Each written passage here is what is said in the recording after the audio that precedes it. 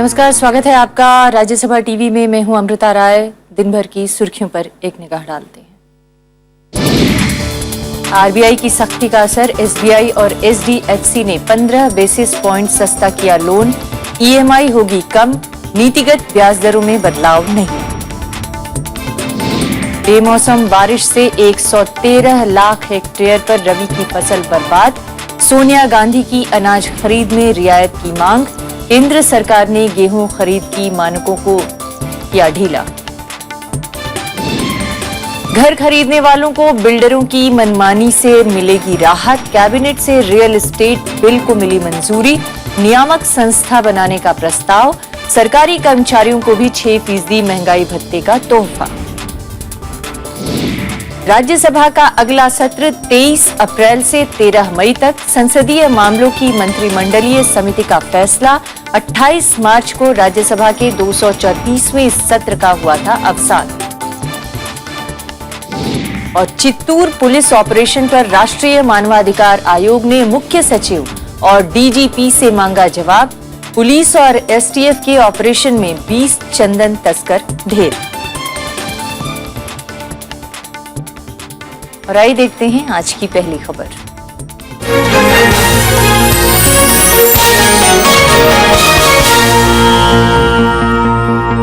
RBI ने मौजूदा कारोबारी साल की पहली मौद्रिक नीति आज जारी कर दी। केंद्रीय बैंक ने नीतिगत ब्याज दरों में कोई बदलाव नहीं किया है।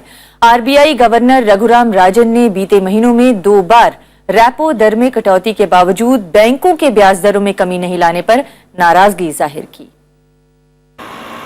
ईएमआई घटने की आस लगाए लोगों को आरबीआई से सीधे तौर पर कोई फायदा नहीं मिला, लेकिन आरबीआई गवर्नर चाहते हैं कि सारे बैंक जल्द रेपो रेट में पिछली कटौतियों का फायदा उपभोक्ताओं को दें।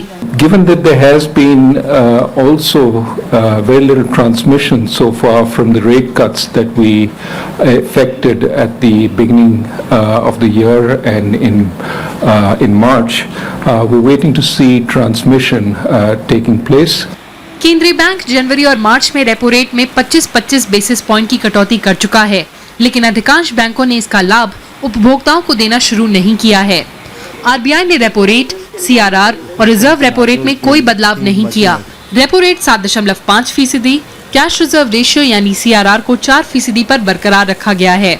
आरबीआई बेमौसम बारिश से हुए फसल नुकसान का खाद्य महंगाई पर पड़ने वाले असर पर भी नजर बनाए हुए है। आरबीआई का अनुमान है कि अगस्त 2015 तक खुदरा महंगाई 4% तक आ जाएगी, लेकिन अगस्त के बाद महंगाई बढ़ने की आशंका है। खुदरा महंगाई साल के अंत तक 5.8% तक पहुंचने के आसार हैं। केंद्रीय बैंक ने 2015-16 में 7.8% विकास दर का अनुमान रखा है। ब्याज दरों में कटौती की उम्मीद लगाए उद्योग जगत ने आरबीआई के कदम से नाराजगी जाहिर की है। आरबीआई वेट कर रहा है कि किस तरह से मॉनसून पैन आउट होते हैं और गवर्नमेंट के जो पॉलिसी एक्शंस हैं कि जो अनक्लॉक जो माइनिंग एक्टिविटी है वो किस तरह से चलती है, सुचारू रूप से चल पाती है, नहीं चल पाती, जितनी विंड और पावर लैंड अवेलेबिलिटी वाली बात है। इंडस्ट्री को पूरी उम्मीद थी और आशा थी और मांग भी थी कि वो किसी तरीके से जो है वो 50% रेपो रेट कम कर दें कि जिससे और इंटरेस्ट रेट कम आ जाए और धीरे धीरे करके जो लोग जो हैं particularly the small scale industry और जो होम लोन और जो दूसरे ऐसे कंज्यूमर प्रोडक्ट्स के लिए जो लोन होते हैं वो आसान किस्तों पे उपलब्ध हो जाए। रिजर्व बैंक ने और भी कई अहम ऐलान किए हैं। रिजर्व बैंक ने शहरी कोऑपरेटिव बैंक को क्रेडिट कार्ड जारी करने की मंजूरी दी है। इसके अलावा राज्यों के कोऑपरेटिव बैंकों को एटीएम शुरू करने के लिए भी आरबीआई से मंजूरी की शर्त को खत्म कर दिया गया है। Kriti Mishra, Rajya Sabha TV. Reserve bank की सख्ती का असर भी दिखना शुरू हो गया। देश के सबसे बड़े bank state bank of India यानी एसबीआई ने कर्ज की ब्याज दरों में 15 बेसिस पॉइंट की कमी कर दी है। एसबीआई की नई दरें 10 अप्रैल से लागू होंगी। इसके बाद निजी क्षेत्र के बैंक एचडीएफसी ने भी ब्याज दरों में 15 बेसिस पॉइंट की कमी का ऐलान कर दिया। एचडीएफसी बैंक ने 13 अप्रैल से नई दरें लागू करने का फैसला किया है। बैंकों के इन फैसलों से ग्राहकों को ईएमआई में थोड़ी राहत मिल सकती है। और आइए चलते हैं इस पूरे आरबीआई की मौद्रिक नीति पर बातचीत करने के लिए हमारे साथ हैं आर्थिक विशेषज्ञ रेनू कोहली। रेनू जी, बहुत बहुत स्वागत है हमारे कार्यक्रम में। दरअसल आरबीआई की अगर आज की बात करें मौद्रिक नीति की, यानी जो आरबीआई ने अपनी पॉलिसी लाई है सामने, उसमें कोई चेंज नहीं किया है, और इससे ओवरऑल इंडस्ट्री को क्या फायदा होगा या नुकसान होगा? कितना फायदा कितना नुकसान देखती हैं आप? देखिए, स्टेटस को रखा जी, स्टेटस को है, लेकिन हमें थोड़ा सा पिछले 2 महीने की रेट कट्स देखनी पड़ेंगी। वो 50 बेसिस पॉइंट्स करी हैं, जी। उसके खिलाफ बैंक्स जो हैं उन्होंने कोई ट्रांसमिशन नहीं किया है। तो फर्ज करिए अगर रिजर्व बैंक 25 बेसिस पॉइंट घटा भी देता इंटरेस्ट रेट्स, तो उससे कोई फायदा नहीं होना वाला था। और जैसा कि आपने अभी रिपोर्ट किया कि 15 बीपीएस एसबीआई और एचडीएफसी घटा रहे हैं, तो 50 में से वो 1/3 है।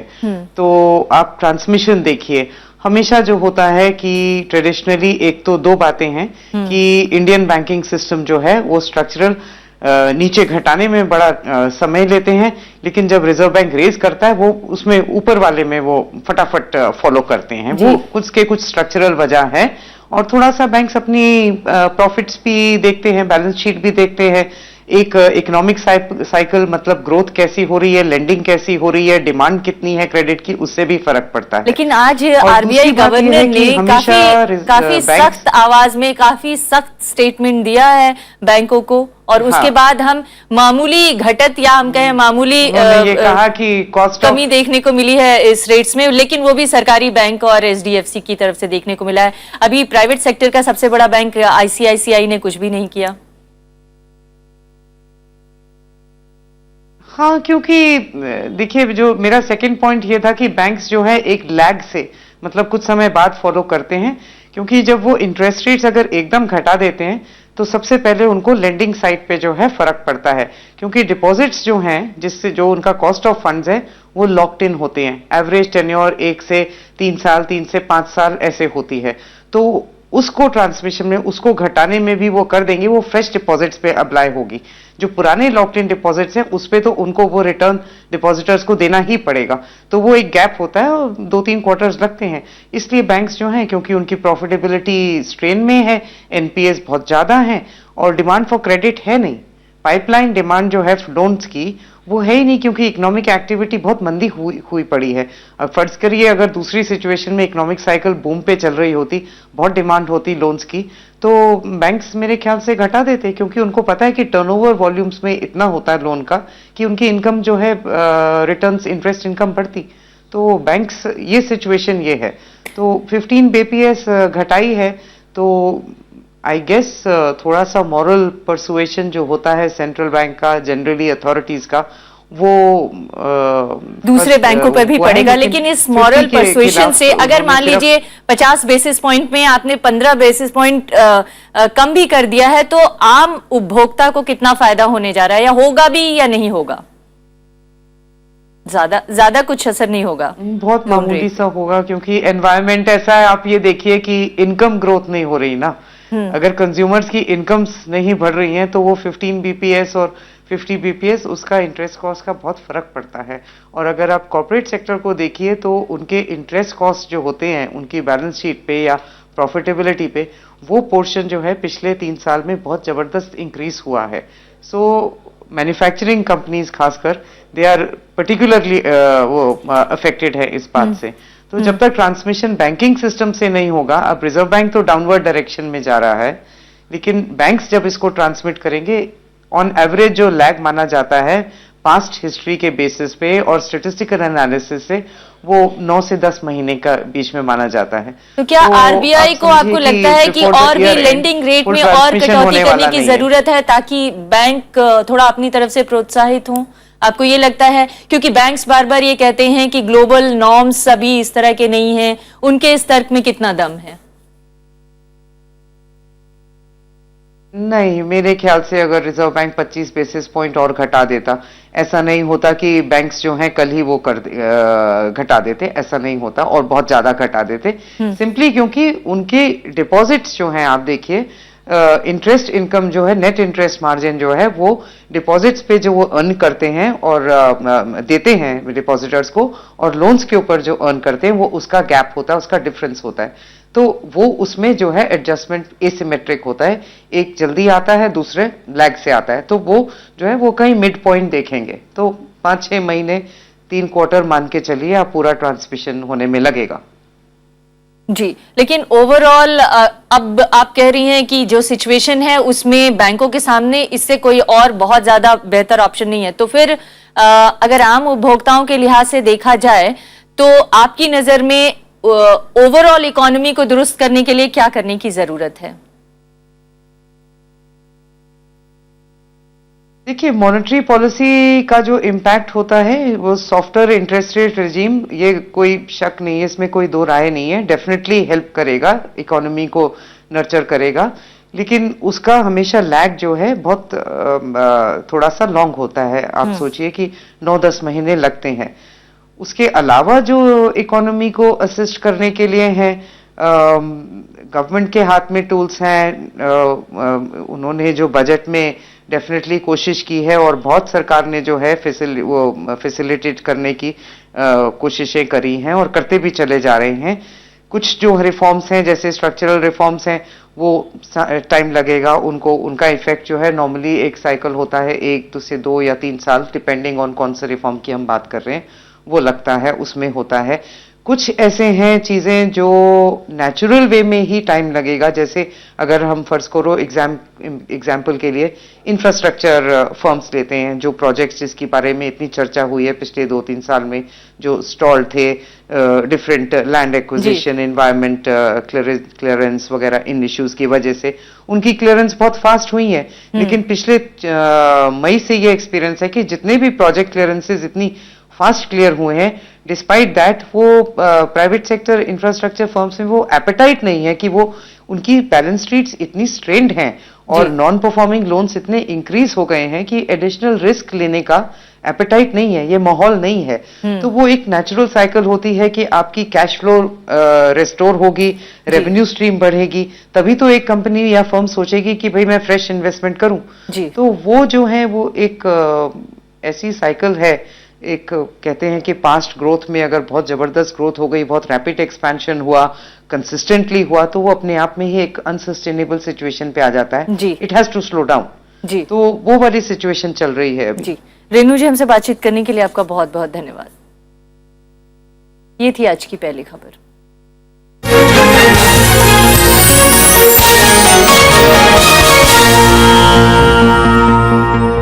एक ब्रेक के लिए रुकेंगे, ब्रेक के बाद भी खबर जारी रहेगी।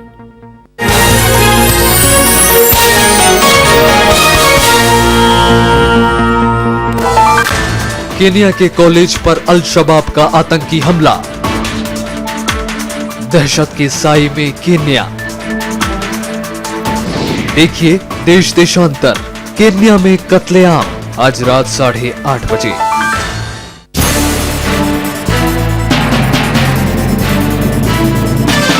आपकी नीयत ठीक नहीं थी, हमारी नीयत ठीक है और उसके कारण हम विकास के दौर पे आगे निकले। बीजेपी राष्ट्रीय कार्यकारिणी की बैठक पर देखिए राज्यसभा टीवी की विशेष रिपोर्ट, आज रात 10:30 बजे।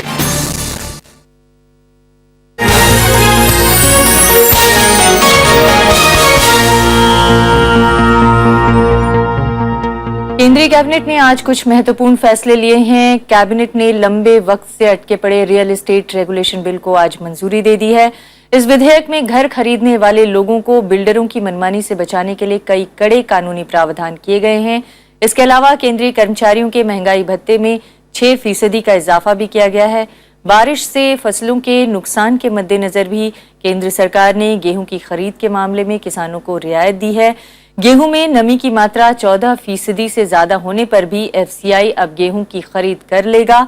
इसके अलावा अगर गेहूं के पतला होने या टूटने पर खरीद के मानकों में 10% और छूट दी जा सकेगी।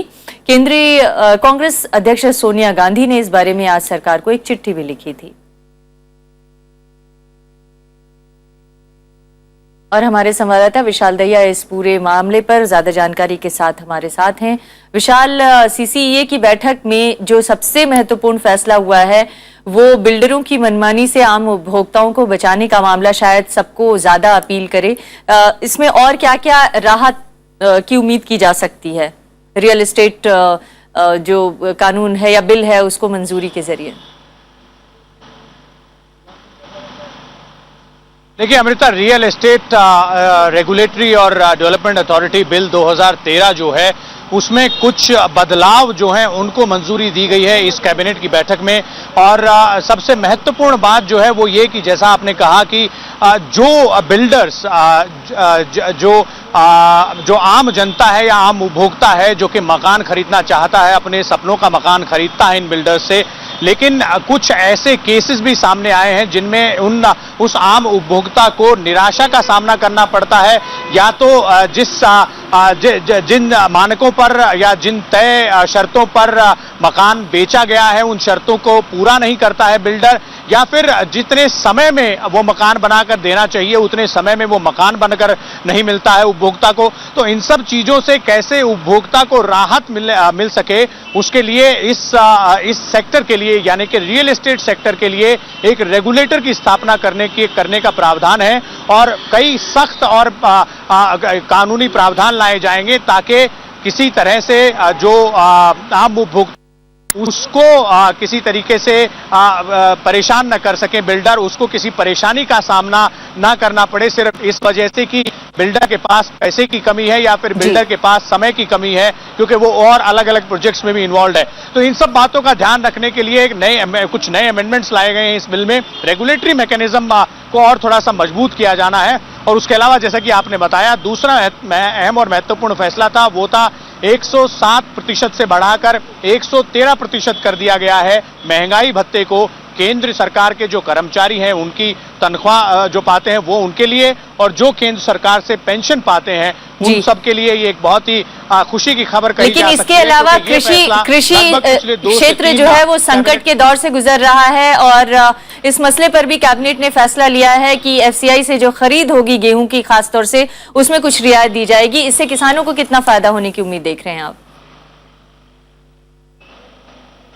देखिए अमृता, वो कैबिनेट का फैसला नहीं है बल्कि वो फूड प्रोसेसिंग मंत्रालय जो है जिसके मंत्री रामविलास पासवान हैं, उनको आज दोपहर में एक चिट्ठी कांग्रेस अध्यक्ष सोनिया गांधी की तरफ से लिखी गई थी जिसमें सोनिया गांधी ने इस बात की मांग की थी कि जो अनसीजनल रेन है और जिसकी वजह से किसानों का नुकसान हुआ है उसके चलते जो सरकार खाद्यान्नों का प्रोक्योरमेंट करती है यानी कि गेहूं चावल इन सब का प्रोक्योरमेंट जो सरकार करती है उसके जो मानक हैं उन मानकों में कुछ छूट दी जानी चाहिए। और उस पत्र के जवाब में अब से थोड़ी देर पहले आज शाम हमारे सूत्रों के मुताबिक उस मंत्रालय ने यानी कि रामविलास पासवान जी के मंत्रालय ने यह फैसला लिया कि जो प्रोक्योरमेंट की जाएगी उनके मानकों में कुछ तरह की छूट, किसी तरीके की छूट दी जाएगी और वो उस छूट को कैसे दिया जा सके और राज्य सरकारें उसमें कैसे योगदान कर सकती हैं उसके लिए भी अलग अलग 3 मुख्य राज्य यानी कि हरियाणा, राजस्थान, इन सब राज्यों को लिखा है उस मंत्रालय की तरफ से कि आप सब भी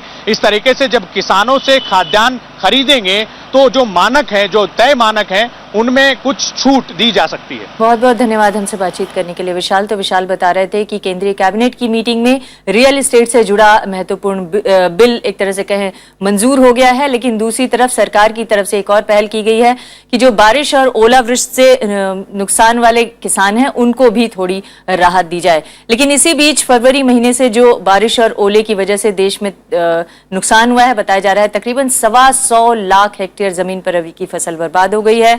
अनुमान है कि सिर्फ उत्तर प्रदेश में 1100 करोड़ रुपए की फसल का नुकसान हुआ है और इस बीच केंद्रीय टीम ने आज यूपी के कुछ जिलों में फसलों के नुकसान का जायजा भी लिया।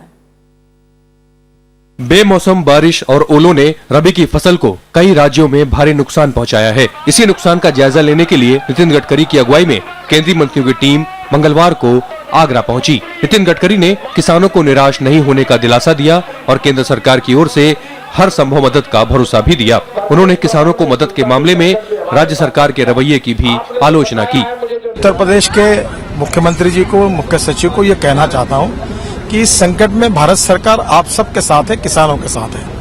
उत्तर प्रदेश सरकार के प्रारंभिक आकलन में बारिश और ओलावृष्टि से 1100 करोड़ रुपए के नुकसान का अनुमान जताया गया है। मीडिया खबरों के मुताबिक उत्तर प्रदेश में बीते एक महीने में 35 किसानों ने आत्महत्या की है, लेकिन राज्य सरकार इसे किसान आत्महत्या मानने से इनकार कर रही है। मुख्यमंत्री अखिलेश यादव ने कहा कि 200 करोड़ रुपए किसानों के मुआवजे के लिए जारी किए गए हैं और किसानों को मौके पर जाकर सहायता राशि मुहैया कराई जाएगी। जो नुकसान हुआ है किसानों का उस पर सरकार ने सभी जिलों में निर्देश भी दे दिए हैं कि अधिकारी जल्दी से जल्दी सर्वे करा करके और किसानों की जो क्षति हुई है, नुकसान हुआ है, उसमें मदद करें। और वहीं जो प्रभारी मंत्री हैं वो भी जिले में जाकर के और अपने माध्यम से भी जानकारी दें, जिससे कि ज्यादा से ज्यादा मदद किसानों की हो सके। इस बीच कांग्रेस अध्यक्ष सोनिया गांधी ने केंद्रीय खाद्य एवं नागरिक आपूर्ति मंत्री रामविलास पासवान को चिट्ठी लिखी है, जिसमें किसानों से अनाज खरीद के मानकों में रियायत बरतने की अपील की गई है। दरअसल भारतीय खाद्य निगम के नियमों के तहत 14% से अधिक नमी वाले गेहूं की खरीद नहीं की जाती, जबकि 12 से 14% नमी वाले गेहूं के समर्थन मूल्य में कटौती कर दी जाती है। कांग्रेस अध्यक्षा जी ने यह अनुरोध किया है कि इन मापदंडों के अंदर मौसमी हालात, किसान की पीड़ा, पूरे उत्तरी भारत खासतौर से 14 प्रांतों में मौसम की मार देखते हुए विशेष नमी की मात्रा में छूट दी जाए। दरअसल फरवरी और मार्च महीने से जारी बेमौसम बारिश से देश के 14 राज्यों में 600 लाख हेक्टेयर में से करीब 113 लाख हेक्टेयर में लगी रबी की फसल बर्बाद होने की आशंका है। मौसम विभाग ने पंजाब, हरियाणा सहित उत्तर भारत के कुछ और राज्यों में 10 और 11 अप्रैल को फिर से बारिश की आशंका जताई है। प्रणब गोस्वामी के साथ ब्यूरो रिपोर्ट, राज्यसभा टीवी। केंद्रीय कृषि मंत्री राधा मोहन सिंह ने कहा है कि बेमौसम बारिश और ओलावृष्टि से गेहूं के उत्पादन में 5% तक कमी आ सकती है। उन्होंने कहा है कि फसलों के नुकसान का आकलन जल्द पूरा कर लिया जाएगा और किसानों को मुआवजे के लिए राज्यों को अपनी जिम्मेदारी भी निभाने की बात कही है। उन्होंने बेमौसम बारिश और ओलों ने रबी फसलों को नुकसान पहुंचाया है। इसकी वजह से रबी की मुख्य फसल गेहूं की उपज में 4 से 5% कमी आने की आशंका जताई गई है। उत्तर प्रदेश, मध्य प्रदेश, हरियाणा और राजस्थान में गेहूं के साथ दलहन और तिलहन जैसी रबी की फसलों को भारी नुकसान हुआ है। ये चुनौती हमारे सामने आई है। एक आकलन है कि गेहूं में हो सकता है 4-5% की कमी आए, लेकिन जब टीम जाएगा और पूरे राज्यों के अंदर से रिपोर्ट आएगा तो असली आंकड़ा सामने आएगा। लेकिन हम सब परिश्रम कर रहे हैं। लेकिन आपदा के बीच ही सरकार अब खरीफ की फसल पर विशेष ध्यान दे रही है। इसी के मद्देनजर दिल्ली में 2 दिन का खरीफ सम्मेलन हो रहा है। मंगलवार को इस सम्मेलन में राज्यों और कृषि से जुड़े विभिन्न संगठनों के प्रतिनिधि शामिल हुए। किसानों को खाद और बीज की किल्लत का मसला सम्मेलन में उठा और किसानों को फसलों के वाजिब दाम पर भी चर्चा हुई। जरूरियात से ज्यादा प्रोडक्शन होने के लिए वो किसानों को भाव नहीं मिलता है, तो किसानों को हर राज्य में, हर गांव में, हर एक प्रोडक्ट के अंदर अलग अलग राज्य में जो उत्पादन होगा तो सही दाम भी मिलेगा। देश भर में पिछले साल खरीफ सीजन में 12% कम बारिश से कई इलाके सूखे की चपेट में आ गए थे। मौजूदा रबी की फसल को हुए नुकसान के बाद अब खरीफ फसल को लेकर भी कई आशंकाएं जताई जा रही हैं। इन 2 झटकों के बीच ठोस रणनीति बनाकर सरकार ने खरीफ की फसल से नुकसान की भरपाई की हर संभव कोशिशें शुरू की हैं, लेकिन खेती की अगली तस्वीर मौसम के रुख पर ही तय होगी। अरविंद कुमार सिंह, राज्यसभा टीवी, दिल्ली। राष्ट्रीय न्यायिक नियुक्ति आयोग की वैधता को चुनौती देने वाले याचिका पर अब सुप्रीम कोर्ट की बड़ी बेंच सुनवाई करेगी। 3 सदस्यीय पीठ ने मामले को 5 सदस्यीय पीठ के हवाले कर दिया है। हालांकि सुप्रीम कोर्ट ने आयोग से जुड़े कानून के कामकाज पर रोक लगाने से इनकार कर दिया। राष्ट्रीय न्यायिक नियुक्ति आयोग से जुड़े कानून को बीते साल संसद से मंजूरी मिली थी। इस कानून की वैधता को चुनौती देते हुए सुप्रीम कोर्ट में कई याचिकाएं दायर की गई थीं। सुप्रीम कोर्ट की 3 सदस्यीय पीठ ने मंगलवार को इसे बड़ी पीठ के पास भेज दिया। हालांकि कोर्ट ने याचिकाकर्ता की ओर से अंतरिम राहत मांगे जाने पर कोई आदेश जारी करने से इनकार कर दिया। ऑनरेबल 3 जजेस ने ये डिसाइड किया है in accordance with the provision of the constitution, क्योंकि कॉन्स्टिट्यूशन की इंटरप्रिटेशन का मामला है, इसलिए this matter should go to the 5 जजेस बेंच। वो हमने भी आर्ग्यू किया था, तो 3 जजेस ने यही फैसला किया है कि ये मामला 5 जजेस ही सुनेंगे। तो अब ये मामला 5 जजेस के पास जाएगा regarding the hearing of the merits of the national judicial appointment commission act as well as the constitutional amendment of 124A। नई व्यवस्था के तहत राष्ट्रीय न्यायिक नियुक्ति आयोग ही हाई कोर्ट और सुप्रीम कोर्ट में जजों की नियुक्ति करेगा। पहले यह काम कोलेजियम सिस्टम के जरिए होता था। संविधान के अनुच्छेद 124A में आयोग के गठन का प्रावधान है। आयोग 6 सदस्यीय होगा, जिसके चेयरमैन भारत के मुख्य न्यायाधीश होंगे। अन्य सदस्य देशों में देश के कानून मंत्री, सुप्रीम कोर्ट के 2 वरिष्ठ जज और 2 अन्य प्रतिष्ठित लोग होंगे। Supreme court advocates on record association और दूसरे याचिकाकर्ताओं का मानना है कि नई व्यवस्था न्यायपालिका की स्वतंत्रता में दखल देती है। उनकी दलील है कि इससे कार्यपालिका के हस्तक्षेप को बढ़ावा मिलेगा। रविंद्र सिंह शौरान, राज्यसभा टीवी। राज्यसभा का अगला सत्र 23 अप्रैल से शुरू होगा। गृह मंत्री राजनाथ सिंह की अगुवाई में हुई संसदीय मामलों की कैबिनेट कमेटी की बैठक में ये फैसला लिया गया। राज्यसभा का ये 235वां सत्र होगा। 13 मई तक ये सत्र चलेगा। केंद्र सरकार ने भूमि अधिग्रहण अध्यादेश को दोबारा जारी करने के मकसद से राज्यसभा का सत्रावसान करने का फैसला किया था।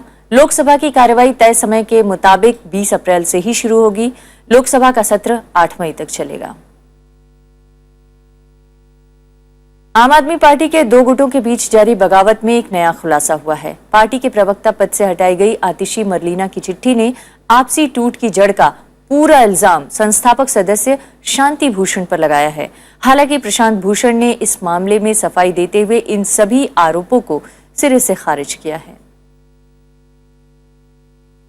योगेंद्र यादव और प्रशांत भूषण की करीबी माने जाने वाली आतिशी मारलीना की चिट्ठी ने पार्टी के आपसी झगड़े को एक बार फिर हवा दे दी है।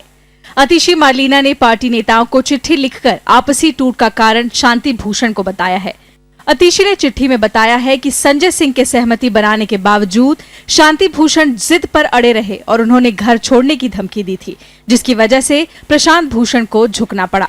ये वही शांति भूषण जी हैं जिन्होंने चुनाव के दौरान इस प्रकार की स्टेटमेंट्स दी थी और आज जो चिट्ठी सामने आई और जो न्यूज रिपोर्ट सामने आई उससे साबित हो जाता है कि इस सकारात्मक बातचीत जो एक निष्कर्ष पे पहुंच चुकी थी, इसको भी रद्द कराने के पीछे वही शांति भूषण जी हैं। हालांकि प्रशांत भूषण ने आतिशी के सभी आरोपों को खारिज किया है। ये बात सही नहीं है कि नेगोशिएशन इस वजह से ब्रेकडाउन हुए कि शांति भूषण जी ने कुछ कह दिया या कुछ, क्योंकि इतना ज्यादा ट्रस्ट डेफिसिट हो चुका था जिसकी वजह से ये किसी को, हम लोगों को विश्वास नहीं बन पा रहा था कि कोई भी एग्रीमेंट बाद में ऑनर होगा। टीम केजरीवाल की करीबी रही पूर्व प्रवक्ता आतिशी मरलीना आपसी झगड़ों के दौरान प्रशांत योगेंद्र गुट के करीब हो गई थी, लेकिन अब आतिशी वापस टीम केजरीवाल में लौटने की कोशिश कर रही हैं। इस बीच 14 अप्रैल को योगेंद्र यादव और प्रशांत भूषण ने असंतुष्ट कार्यकर्ताओं के साथ बैठक बुलाई है। पार्टी ने इसे अनुशासनहीनता करार दिया है। पार्टी ने इस बैठक में शामिल होने वाले कार्यकर्ताओं को चेतावनी भी दी है। अनु दीवान, राज्यसभा टीवी। 5 अप्रैल को भ्रष्टाचार के खिलाफ हेल्पलाइन जारी करने के 48 घंटों के भीतर ही दिल्ली में शिकायतों का आंकड़ा 20,000 को पार कर गया। लेकिन इन शिकायतों के बाद सिर्फ 29 शिकायतों के खिलाफ ही भ्रष्टाचार निरोधक शाखा ने मामले दर्ज किए हैं। आम आदमी पार्टी के संयोजक और मुख्यमंत्री अरविंद केजरीवाल ने दिल्ली के नागरिकों को हेल्पलाइन नंबर 1031 पर शिकायतें दर्ज कराने की सलाह दी थी। आंध्र प्रदेश में चंदन तस्कर मुठभेड़ मामले में राष्ट्रीय मानवाधिकार आयोग ने मुख्य सचिव और डीजीपी को नोटिस भेजा है। आयोग ने 2 हफ्ते में रिपोर्ट देने के लिए कहा है। 23 अप्रैल को हैदराबाद में आयोग के शिविर में इस मामले में सुनवाई होगी। आंध्र प्रदेश के चित्तूर में आज एसटीएफ और चंदन तस्करों के बीच मुठभेड़ में 20 तस्कर मारे गए हैं। 6 पुलिसकर्मी जख्मी भी हुए हैं। पुलिस के मुताबिक मुठभेड़ शेषाचलम जंगल में 2 जगहों पर हुई। एसटीएफ ने जब करीब 100 तस्करों को घेर लिया तो उन्होंने पुलिस पर हमला कर दिया। मारे गए लोगों में ज्यादातर तमिलनाडु के रहने वाले हैं।